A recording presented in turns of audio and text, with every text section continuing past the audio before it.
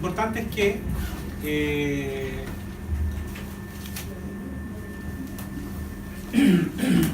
no va a colocar una hoja, ¿no?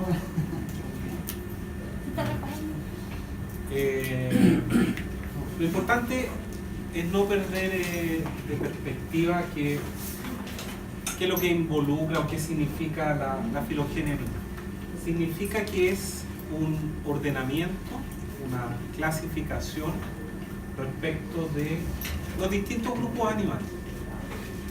¿Ya? ¿Cuál es la diferencia con lo que hizo Linneo en 1758? Que ahora se consideran las relaciones de parentesco entre los distintos organismos. ¿A qué hace mención esa relación de parentesco? Piense usted en un árbol genealógico. ¿Ya? ¿Han visto alguna vez un árbol genealógico, no?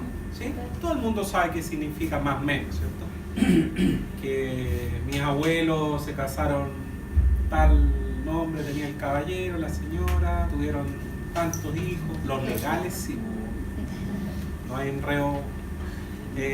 Esos se casaron, tuvieron hijos. Entonces, todo lo que está ahí expresado gráficamente en un árbol genealógico de nuestra familia, qué sé yo, tiene una base, ¿cierto? Que es la relación de parentesco que se va estableciendo, mis abuelos, bisabuelos, qué sé yo, papá, hermanos, se casaron, los sobrinos, los hermanos, qué sé yo, y todo el mundo. Acá, guardando todas las proporciones del caso, es una cosa parecida, ¿ya? Y la filogenia animal tiene, como alcanzamos a ver, o vamos a ver ahora rápidamente en esta diapositiva, porque lo vamos a volver a ver en la clase que corresponde a hoy, al menos esos 4 criterios que dan sustento a la proposición que hace la filogenia animal. ¿Ya? El nivel de organización, la simetría, la calidad del cuerpo y el origen ontogenético del árbol. Esos son los 4 criterios. ¿Qué significa un criterio? Como hoy día en el fútbol, los árbitros se ponen de acuerdo y dicen ya, todas las manos que se den en el área van a ser penal. Un criterio que ellos se ponen de acuerdo. ¿Ya? También podría ser, no, la mano que está sobre la cintura, por decir algo, es penal. Se ponen de acuerdo. Eso es un criterio que las personas que trabajan en esto adoptan, llegan a un consenso y lo proponen. Alguien dirá, ¿qué ya se quiere ir? No. ¿Está mirando la hora? No. Llegan a un consenso y dicen, bueno, esto es lo que vamos a solicitar, esto es lo que vamos a pedir para clasificar, que es el objetivo final de establecer esta filogenia, a los distintos grupos animales. Eso es. ¿Ya? Los niveles de organización son los que están allí y que son los niveles de organización que se verifican, que se establecen en los distintos grupos animales, ¿ya? Y que, tal como vimos la semana pasada, la vida tiene un nivel de organización jerárquico, que un nivel menor da sustento a uno superior, a otro, hasta llegar desde un átomo hasta lo más grande, que era la biosfera, el planeta en su conjunto. Y aquí es más o menos lo mismo. El nivel celular hasta llegar a un sistema de órganos. Todos los organismos tienen células, ¿cierto? Estamos formados por células. Las células se asocian, se forman tejidos, los tejidos se asocian y forman órganos, y los órganos se asocian y forman un sistema de órganos, un aparato, lo que uno llama un aparato digestivo, aparato circulatorio, ¿ya? La simetría dice relación básicamente con la estructura que tienen los distintos organismos. Hay básicamente en el reino animal 2 tipos de simetría, que es la radial y la bilateral. Nosotros tenemos una simetría bilateral. ¿Qué significa eso? Que si partiéramos en un corte sagital, las dos mitades resultantes serían especulares, no iguales. ¿Ya? Nosotros no somos iguales por el lado derecho y por el lado izquierdo. Hay pequeñas diferencias, ¿cierto? Que una oreja más arriba, que el ojo un poco más grande, todas las cosas que uno detecta pero no las quiere comentar, no las vamos a decir, ¿cierto? Pero es más o menos lo mismo. Ya alguien muy detallista, copuchento, va a decir, ah, no, pero tú tenés la oreja más arriba, etc. Pero somos más o menos parecidos. ¿Ya? La simetría bilateral es propia de organismos móviles, que se mueven. ¿Ya?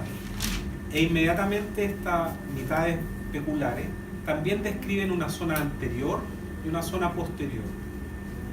En la zona anterior se ubican preferentemente la cabeza, órganos sensoriales, sensitivos, para detectar de una mejor manera lo que pasa en el entorno, etcétera, etcétera.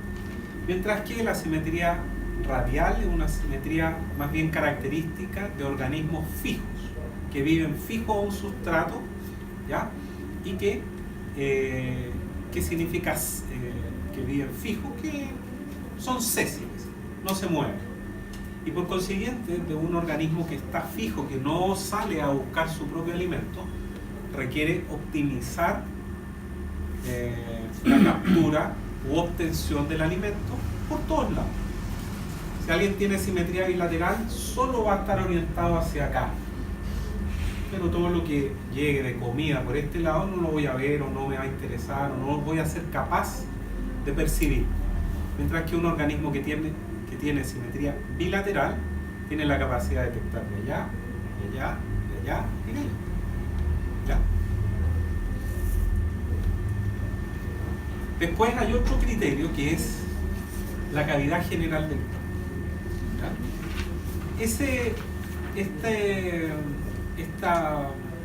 criterio, este punto de vista, esta característica morfológica de los animales en general tiene tres estados: acelomado, pseudocelomado y celomado. La condición más primitiva, es decir, aquella que está encontrada o que se encuentra en los organismos, en los animales más primitivos, es la acelomado. ¿Qué significa acelomado? Que no tiene celoma. ¿Qué es lo que es el celoma? La cavidad interna del cuerpo. Cuando un organismo es acelomado, sin celoma, no hay un espacio interno, no hay una cavidad interna del cuerpo. ¿Y cuál es el perjuicio, entre comillas, que ese organismo tiene? Que los órganos internos que ellos tienen, que son primitivos, no van a disponer del espacio suficiente para desarrollarse, para cumplir las funciones de manera eficiente. El paso siguiente en la evolución fue la adquisición de una... Voy a apagar un poco esa luz para que se vea algo más. El paso siguiente fue la condición de organismos... Esa parece que... Fue la condición de organismos pseudocelomados. ¿Y cuál es la diferencia con el de los acelomados? Que acá sí hay un celoma. Es un espacio. ¿Ya?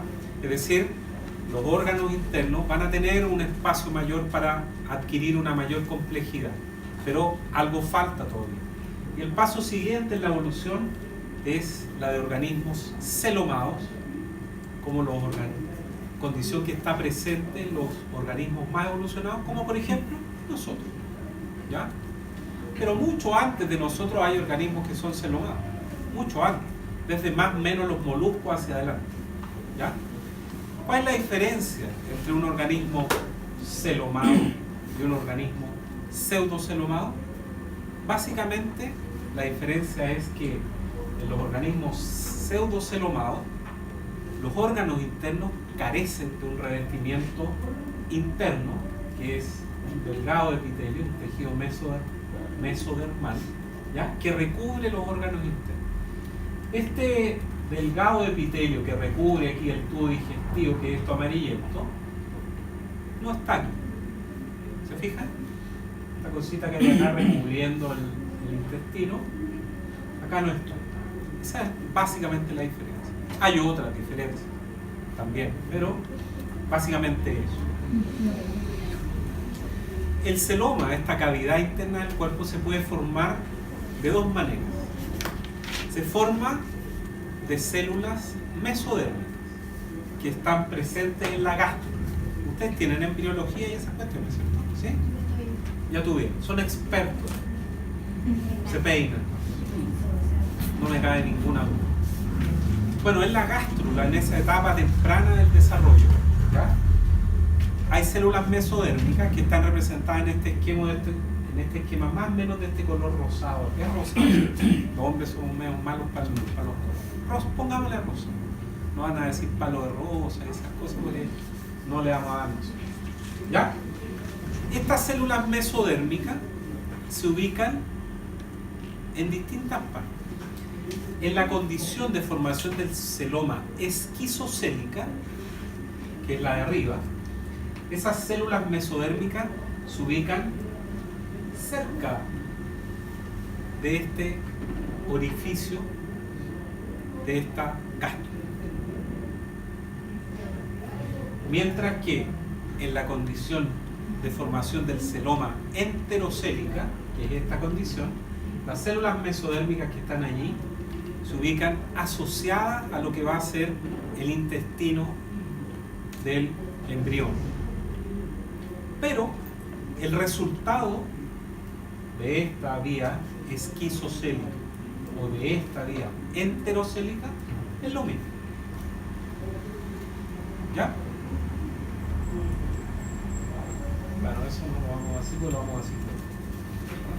El último criterio que se utiliza es la condición del origen ontogenético de la boca, que puede tener dos orígenes: protostomado y deutero. ¿Ya? Los organismos animales más primitivos, todos ellos son protostomados, en los cuales lo primero que se forma en el blastoporo es la boca y secundariamente se forma el ano. Mientras que en los organismos deuterostomados, que son los organismos más evolucionados, a partir más o menos de los equinodermos hacia adelante, los mamíferos somos deuterostomados, lo primero que se forma es el ano y secundariamente la boca. ¿Ya? Ahí está la filogenia animal, la proposición que hacen estos caballeros. Desafortunadamente justo está el borde de la pizarra allí, pero algunas cosas se alcanzan a visualizar respecto de los criterios y cómo estos van ordenando la proposición de parentesco entre los distintos grupos. Esto sería el árbol genealógico en los animales. ¿Ya? Lo primero que se utiliza, o lo primero que vamos a nominar, que ahí dice sin tejidos. Es decir, el criterio era el nivel de organización. Aquí.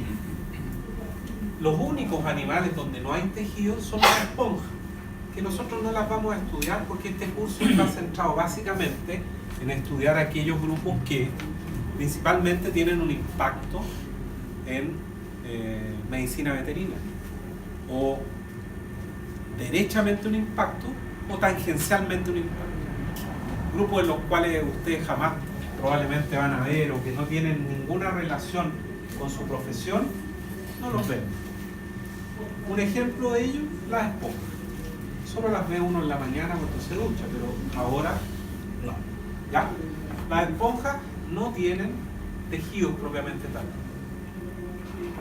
Tienen células, pero cada célula funciona de manera independiente. ¿Ya? Es decir, todo el resto tiene tejidos, ¿ya? Tiene órganos y tiene sistemas de órganos, obviamente hasta llegar a los cordados donde estamos metidos nosotros. ¿Ya? Por eso ahí este color café. Después, en verde, radiados. Otro criterio, ¿se recuerdan la simetría? Radiados, ¿y el otro cuál era? Bilateral. Los únicos radiados dentro de los animales hay otros, pero los únicos que vamos al menos a mencionar, que no tienen, bueno, los nidarios sí pueden tener ocasionalmente alguna importancia en medicina humana, porque dentro de los nidarios están lo que uno escucha en el verano, la fragata portuguesa y todas estas cosas, ¿ya? Que son estos organismos que tienen un tipo particular de célula que cuando es tocada descarga una especie de arpón, entre comillas, y puede producir en las personas alguna alergia e incluso en casos extremos alguna complicación mayor. No sé si la muerte, pero sí alguna complicación, ¿ya? Ellos tienen simetría radial, ¿ya? Los nidarios, como donde vivían ellos. Eso es un nidario. ¿Ah? Eso. ¿Ya? Después, todo el resto, acá tiene simetría bilateral. Vean ahora otro criterio allá arriba. Acelomados, celomados y pseudocelomados y celomados. Los únicos acelomados que vamos a ver y que vamos a tener una clase de ellos son los platelmintos, donde están las tenias y la fasciola hepática basal. Después, pseudocelomados, vamos a ver nematodos, que también son causantes de, hay algunas especies que son causantes de atacar al hombre, como por ejemplo el Ascaris lumbricoides, y otros nematodos causantes de enfermedades a animales, al hombre y algunas más o menos bien serias que vamos a ver, ¿ya? Y de ahí hacia adelante todo el resto es celomado. ¿Quiénes? Moluscos, anelios, artrópodos, bueno, los fosforados no vamos a ver, equinodermos y cordados en términos generales, ¿ya? Y el último criterio que vimos son protostomados y deuterostomados. Es decir, esos criterios ordenaron más o menos este árbol, entre comillas, genealógico de los animales, ¿ya? Eso. Veamos un par de conceptos más. Recuerden que esta clase 1, que era de la semana pasada, que con tanta cháchara y con la demora que tuvimos, no alcanzamos a ver, y son asociaciones biológicas que se establecen entre los distintos organismos, ¿ya? Hay dos tipos de asociaciones biológicas que se establecen entre los distintos organismos. La primera, la que dice intraespecífica, habla de asociaciones biológicas entre organismos de la misma especie, mientras que la intraespecífica son asociaciones biológicas que se establecen entre organismos de especies distintas, ¿ya? Ejemplos: colonias y sociedad. El típico ejemplo aquí de asociación intraespecífica son las sociedades de insectos. ¿Qué mejor que la abeja de miel, ¿cierto? Ahí hay una sociedad establecida por una sola especie, la abeja de miel en este caso, ¿cierto? Y que distintas castas, ¿ya?, de una misma especie van a tener una diferenciación de trabajo y van a hacer una mezcla. Generalmente son, o siempre, son las hembras las que trabajan, aunque suene duro, lo siento, son 4 aquí apenas, y los machos, no voy a decir que no hacen nada, pero no trabajan, ¿ya? Y es más, los machos cuando aparecen, obviamente en la época reproductiva, que las reinas que se forman son, salen a copular con los machos y formar una nueva colmena. Después son expulsados los machos porque hacen nada, ¿no? Se dedican a ver televisión, a leer el diario y a desordenar. ¿Le parece conocido eso? ¿Sí? Así que hay que leer el diario, está por ahí, ¿ya? El resto, la reina es la única fértil, después están las obreras que a lo largo de su vida pasan por distintas fases, ¿ya? Distintas, más que fases, funciones al interior de una colmena. Primero moldean las celdillas del panal, alimentan las larvas, y la última etapa, porque es la más riesgosa, salen a forrajear, a buscar el néctar para formar la miel, ¿ya? Esas son relaciones que se establecen al interior de una misma especie. Las colonias son menos usuales al interior del reino animal y están representadas esencialmente en los poríferos, que son las esponjas de mar en términos generales. La gran mayoría de las esponjas son marinas, aunque hay unas pocas especies dulces aquí. Mientras que las relaciones interespecíficas se establecen entre dos especies distintas, ¿ya? Como por ejemplo un pescado, ¿ya? Un cordado y un celenterado, una hormiga con pulgones y un piojo con una especie de mamífero en este caso, ¿ya? Y estas pueden ser básicamente mutualismo, comensalismo y parasitismo, que todas ellas son relaciones simbióticas, es decir, relaciones, asociaciones entre dos especies distintas. Y vamos a ver básicamente qué es lo que significa. Mutualismo, ¿alguien ha escuchado la palabra mutual? La mutual de seguridad. ¿Qué diablo significa mutual? ¿Ha escuchado la palabra esa, no? Esa frase, la mutual de seguridad. Digo, para acordarnos después qué diablo significa mutualismo. Que debe ser algo entre dos partes. Todas estas son en dos partes. No, pero compartido. Compartido. No lo entiendo. Compartido. Los hombres necesitamos explicaciones más largas. Que ambos aportan. Que ambos aportan. ¿Quién dijo? ¿Usted? ¿Usted? Estoy solo. Estoy en una reunión. Que ambos aportan. Ya ahí. De manera activa. Ya. Eso. Eso. Ambos aportan y ambos se benefician. ¿Ya? Por eso dice dos especies distintas, tiene dos símbolos positivos. ¿Ya? Eso significa que las dos se benefician. Las dos se benefician. Vamos para que entiendan acá.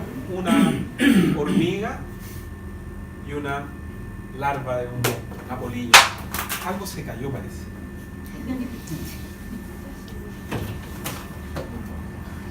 Hay que tener buenos celulares aquí porque si no... ¿Ya? ¿Cómo las hormigas se le entregan defensa a las polillas? Las hormigas son agresivas, tienen mandíbula y defienden. ¿Y qué le entrega a cambio de esa protección la larva? Una sustancia azucarada. Ahí se están beneficiando los dos. Uno protege al otro y el otro le entrega una sustancia azucarada. ¿Ya? ¿Qué pasó? Estamos comentando que no teníamos idea. ¿Que no tiene qué? No teníamos idea. ¿Que pensaban que se la había comido? ¿Qué pasó? Ella pensaba que se la comía. No, porque ahí... Que dice que le da una sustancia dulce, entonces no sabía. Claro, no. Si se lo come, está... Ahí, mira. Un murciélago y esto. ¿Qué pasará? A ver, describa usted. Eso no es lo que comentó el otro día del árabe. Ellos son los únicos que pueden como sacar para polinizar. Pero como que... Pero más o menos. Por eso, que ellos son los que ayudan a polinizar Claro. Acuérdense que estamos en mutualismo. Los dos se benefician.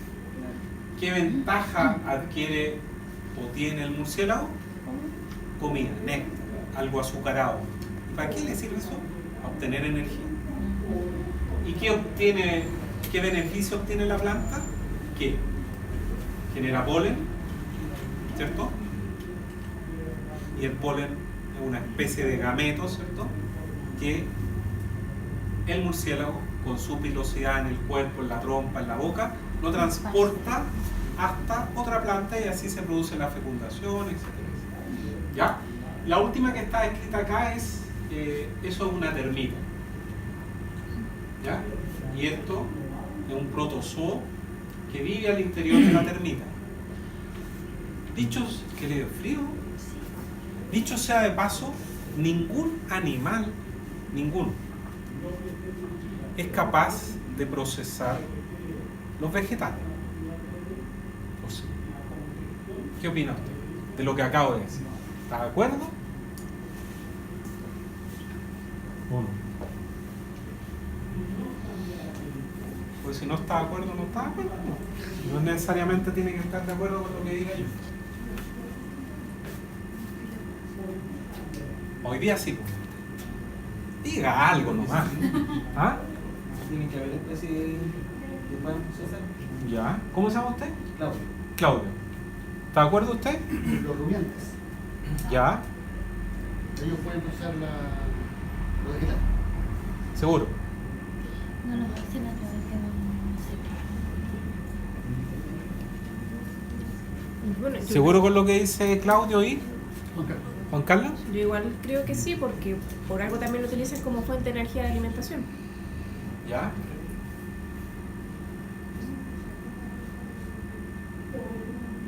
Estaba comentando con mi compañero que me estaba diciendo. ¿Pololea usted? Pero ha pololeado. No creo que le haya hablado tan despacito a su brother. ¿Está de acuerdo con lo que dicen ahí sus compañeros o no? Por ejemplo, en el caso de la vaca, La vaca es un rumiante, asumo entonces, ¿cierto? la digestión no es completa, pues se supone que tiene que haber, por ejemplo, en el caso de la fermentación, que algunos se dan por caso del bacterio. Entonces igual necesitan como de otro ser para poder hacer eso.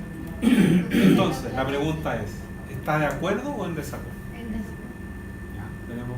¿Cómo se llama usted? Nayeli. Nayeli. ¿Alguien está de acuerdo con Nayeli o con los dos caballos? ¿Usted está de acuerdo? ¿Y qué castigo le damos a los caballos? Que no lean el diario. Que vayan por café, con pay de limón, algo así. No, ningún animal es capaz de ¿qué? De romper la celulosa. Y como lo hace entonces, porque hay animales, como bien dice Juan Carlos, que son rumiantes o más que eso, hay una serie de organismos que son herbívoros y que se alimentan de vegetales.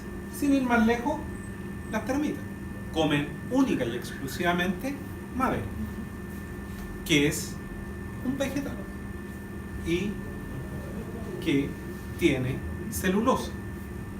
Entonces, aquí está el mutualismo. Este organismo, un animal, no puede desdoblar o romper la celulosa. ¿Qué es lo que es la celulosa? Un azúcar, tal como la glucosa, pero más compleja. ¿Y cómo lo hace entonces? Un protozoo que vive en el tracto digestivo de las termitas. Y cuando la termita come madera, este bicho hace la pega sucia, por llamarlo de alguna manera, rompe los puentes de azufre de la celulosa y el azúcar queda en un compuesto más fácil o que puede la termita absorber. Y absorber, ¿cómo se escribe? Aquí vamos a aprender también ortografía. Ya, pero ¿qué tipo de verbo? ¿Ya? ¿Y qué sigue? A, B, ahí vamos.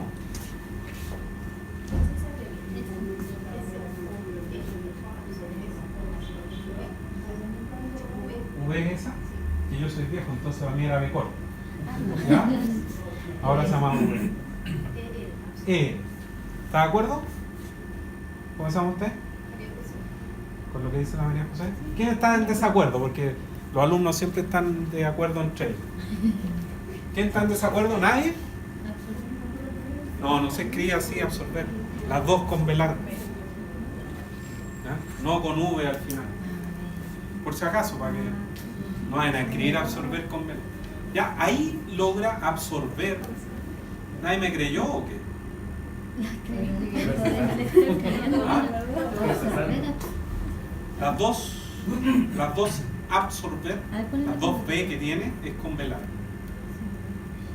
¿Ya? Ignoramos que somos. Ahí, cuando ese protozoo logra romper, puede absorber los nutrientes de la termita. Y con los rumiantes y con los herbívoros en general, como dijo Nayeli, son bacterias. Organismos de otro reino, ni siquiera animal, que viven mutualísticamente al interior de una especie animal. Los dos se benefician. El único lugar donde puede vivir ese protozoo es al interior de las termitas. No se encuentra aquí en la calle, en el pasto, en el metro, no. Solo ahí. Se protege, se alimenta, vive calentito, por decir algo, feliz. La termita, si no estuviera eso, no come. Los dos se benefician. Comensalismo. Uno se beneficia solamente, el otro no sufre daño. El ejemplo clásico de esto de comensalismo es lo que sucede entre el erizo de mar, el típico erizo. ¿A alguien le gustan los erizos? ¿No? ¿Sí? ¿Eso? Ya se come el erizo negro, ¿cierto? El erizo blanco, ¿verdad? El Loxeckinus albo. Y un crustáceo, el Pinaxoes chilensis, la pancorita que llaman los que les gusta eso. ¿Ya?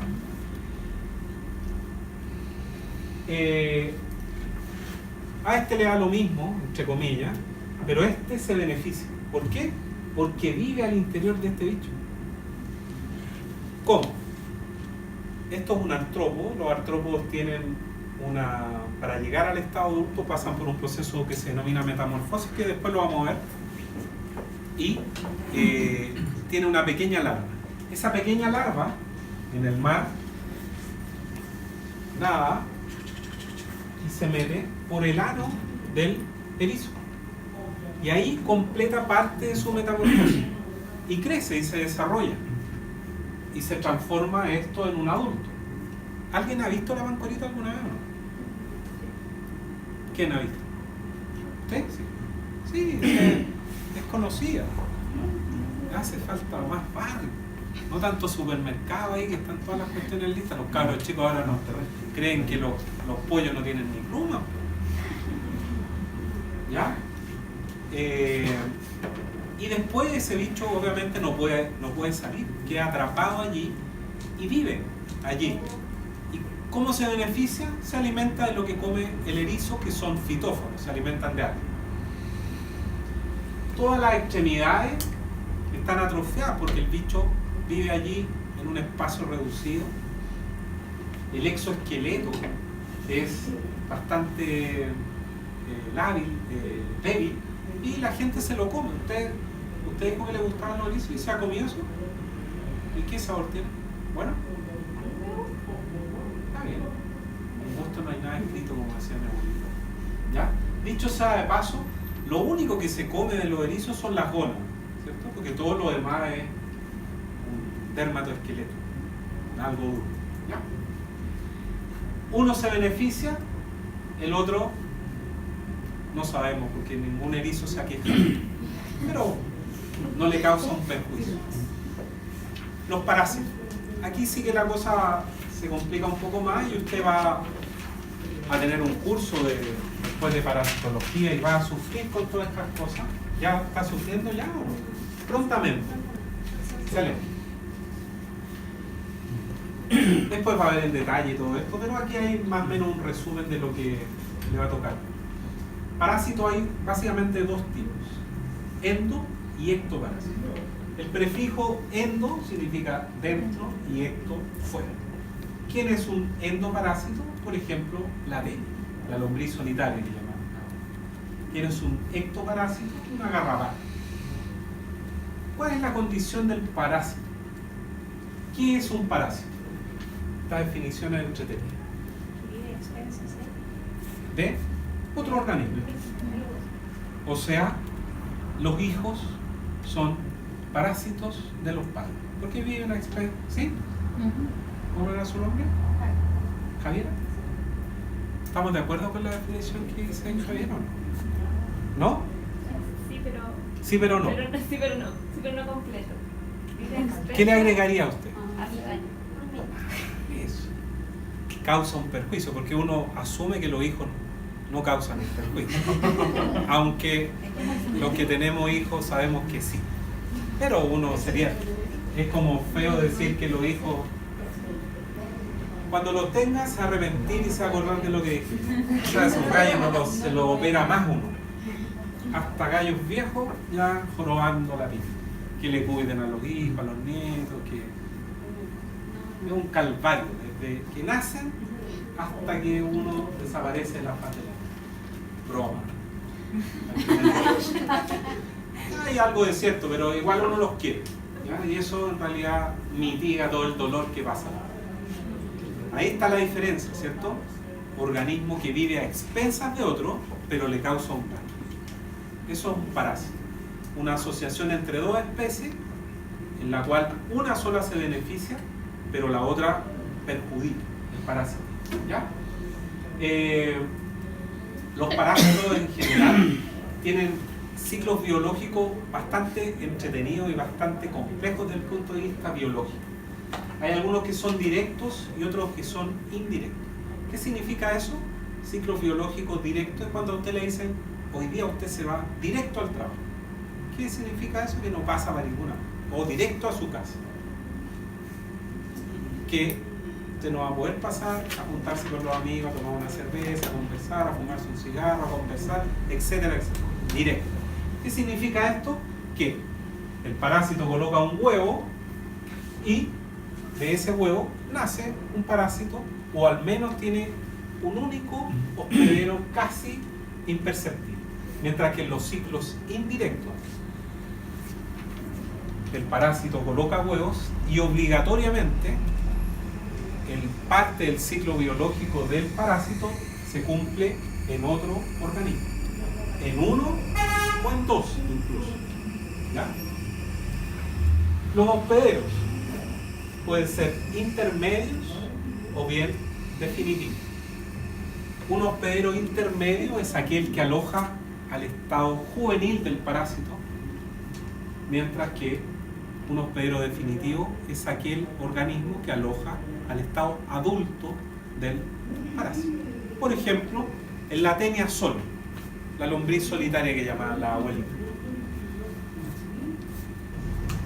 El hospedero definitivo de Latenia solio es el hombre. Es decir, en el hombre, en la especie hombre, se encuentra al estado adulto del parásito. ¿Cuál es el hospedero intermedio en el ciclo de la Latenia solio? El cerdo. Es decir, aquí en el cerdo se encuentra el estado juvenil del parásito. ¿Cómo se enferma el hombre? Al consumir carne de cerdo que tiene el estado juvenil del parásito. ¿Entendieron? Eso. ¿Ya? Vectores. Con esto terminamos esa. Vectores hay básicamente dos tipos. Recuerden que íbamos a pasar por distintas cosas que no tenían mucha relación, pero que nos iban a servir para discutir algunas cosas que en el futuro íbamos a usar. Vamos a hablar de parásitos, ciclos biológicos directo, indirecto, hospederos intermedios, etc. Y ya usted ya sabe, para no volver sobre él. Vectores hay de dos tipos, biológicos y mecánicos. ¿A qué hace referencia eso? A lo siguiente. ¿Qué es un vector? Un organismo que es capaz de transportar o transmitir un patógeno. Eso es un vector. Puede ser un objeto igual. ¿Qué? Puede ser un objeto igual, no necesariamente un organismo. Podría ser, pero lo lógico es que se piense en un vector que transmite algún patógeno, algún virus, un protozoo, una bacteria, un nemato, una microfilaria que cause una enfermedad en un organismo, en un objeto. ¿Qué cosa estabas pensando tú? Yo me acuerdo que hubo un tiempo en que cuando uno llegaba en auto desde Argentina, cuando pasó algo de la sé, alguna enfermedad de vacas que te hacían pasar el auto Ah, por una cuestión sí. que sacaba Sí, sí, sí. algo de las ruedas. ¿Eso podría ser un vector? No. como- No, no. Claro, Pero el auto no eso. transportaría la... Sí, sí, sí. Pero esto tiene una connotación biológica. Se trata de el vector es un organismo que es capaz de transportar biológicamente o mecánicamente otro organismo que puede causar una enfermedad. Claro, uno no aplicaría una definición de vector a un auto, ¿ya? Porque no es esa la definición, ¿ya? Pero tienen razón, ¿ya?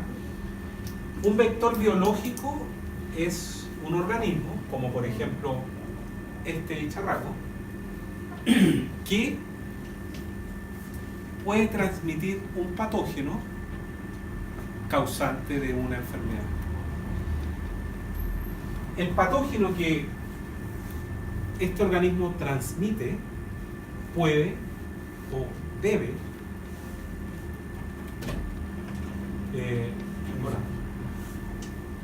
cumplir parte de su ciclo biológico al interior de ese organismo. Si no encuentra ese organismo, se liquida. No hay. ¿Ya? Este es un esquema de la EAI. ¿Tienen escuchado a EAI? ¿Cierto? El bicho este que transmite fiebre amarilla, dengue, chikungunya y zika. ¿Ah? ¿Muere el patógeno si no lo tenemos? Es que en definitiva va a morir, porque si el zancudo no va a cumplir parte de su ciclo biológico en 10 días, 15 días, y después se va a morir. Entonces todos los patógenos que quedaron allí se mueren. ¿Cómo es el sistema? Estas son las hembras las que transmiten la enfermedad. ¿Por qué? Porque son las hembras las hematófagas. ¿Qué significa hematófago? Que se alimenta de sangre. ¿Por qué necesitan las hembras sangre? Para extraer desde allí las proteínas necesarias para poder colocar huevos. ¿Ya? Entonces, esta hembra, la Aedes aegypti, viene volando y pica. ¿Cómo se llama usted? Cristo. Como usted llegó tarde, lo vamos a hacer. Y Christopher está enfermo, pero a lo mejor no lo sabe. Tiene chikungunya. Tiene chikungunya, que es un virus. ¿Ya? Y quedaron con eso, porque los dolores articulares son duros. ¿Ya? Viene la hembra y se ve atraída por Christopher, ¿ya? Para sacar sangre desde aquí, de Christopher, y poder colocar su huevo. Viene, lo pica, succiona sangre, ¿y bastaría con eso? No. ¿Por qué no? Porque lo primero que hace un organismo hematófago que se alimenta de sangre, lo primero que hace es inocular saliva a Christopher. ¿Para qué? Porque esa saliva tiene un anticoagulante, un anestésico y otras proteínas. Para que Christopher no se dé cuenta que lo está picando. Para que la sangre no se coagule. Entonces lo primero que hace es inocular saliva.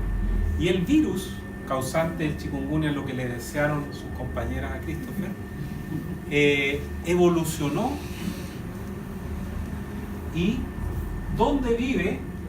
En el zancudo, en las glándulas salivales del zancudo, de la zancuda.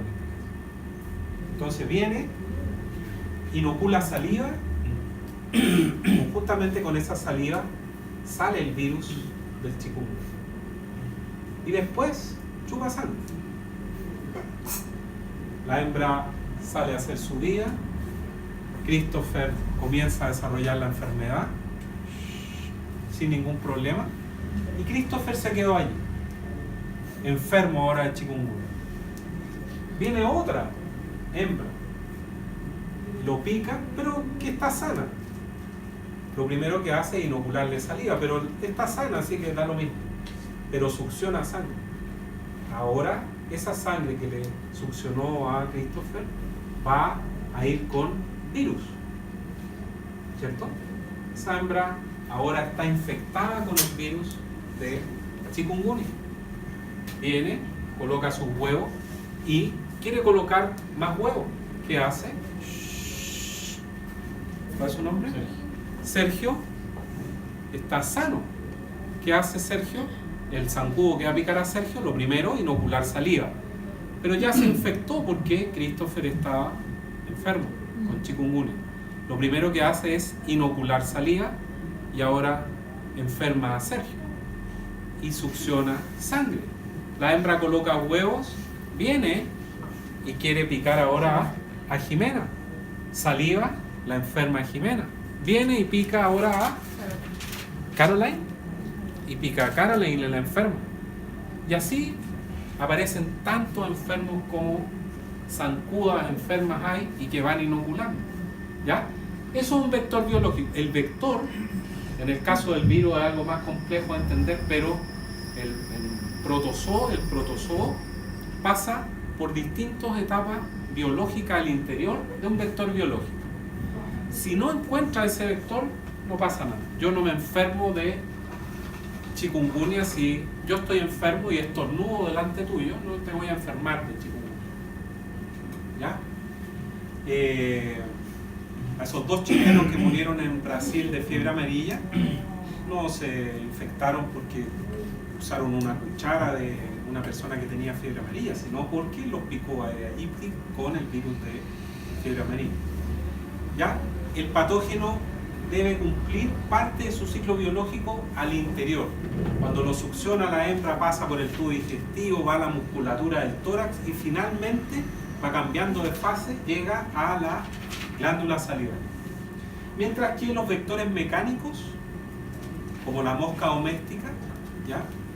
El patógeno que transmiten ella no ingresa al interior del cuerpo, sino que la mosca transmite por contacto, transporta mecánicamente un patógeno desde un lugar A a un lugar B. Se posa sobre un sustrato que está contaminado con alguna bacteria, con algo, y vuela para acá. Y Javiera estaba almorzando y justo se le paró una mosca en su ensalada, ¿cierto? Ensalada. Y contaminó la ensalada que estaba comiendo Javiera. Javiera se puede enfermar porque un vector mecánico le contaminó su alimento. ¿Ya? Zoonosis, bueno, ustedes saben mejor que yo eso, son enfermedades transmitidas por los animales al hombre y viceversa, que es un concepto bien. Y eso creo que era todo. En la clase esta hay que poner especial atención a las características de los sistemas vivos, lo que vimos la semana pasada, la organización biológica, cómo está organizada, algo de diversidad y taxonomía que vimos también la semana pasada con Linneo, Darwin, etcétera, etcétera, y las asociaciones biológicas que vimos ahora antes de ¿ya? 8:25 creo terminar esta cosa, ¿no?